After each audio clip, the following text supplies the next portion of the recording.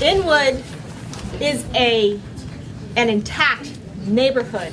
It is a neighborhood of artists and teachers and professors where custodians can live in the same building as people who work on Wall Street. It is an integrated community.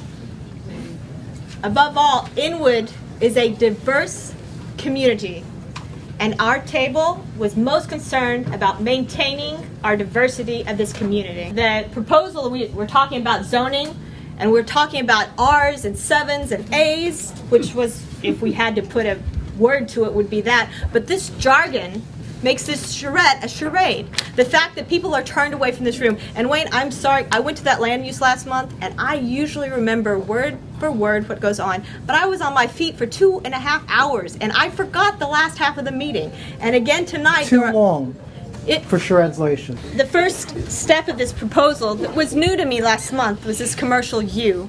And the library, the commercial U corridor, which they wanted to have higher density zoning than the R7A that is typical of this community. And the library is the epitome of our neighborhood diversity. The library is where we integrate. The library is where all walks of life in this community come together. I want to say the library, it is a form of corporate welfare. It is a privatization of the public goods to give the library away to private developers. The library is our lone indoor community asset. It is the only place at the community. It's where seniors go to get cool in the summer. It's where kids go to have a place that's safe after school. It's where our high school students do their homework. And the conversation about having new affordable units lost is the fact that we are bleeding affordable units. Someone has severed the femoral artery of this neighborhood's affordable units, and putting a Band-Aid on your finger won't fix that. And it be 70 units or it be 100 units. We're still leaking units out of this neighborhood at a much quicker pace than anything on the table that So we need infrastructure considerations. So let's talk about how many units. Nope. Key.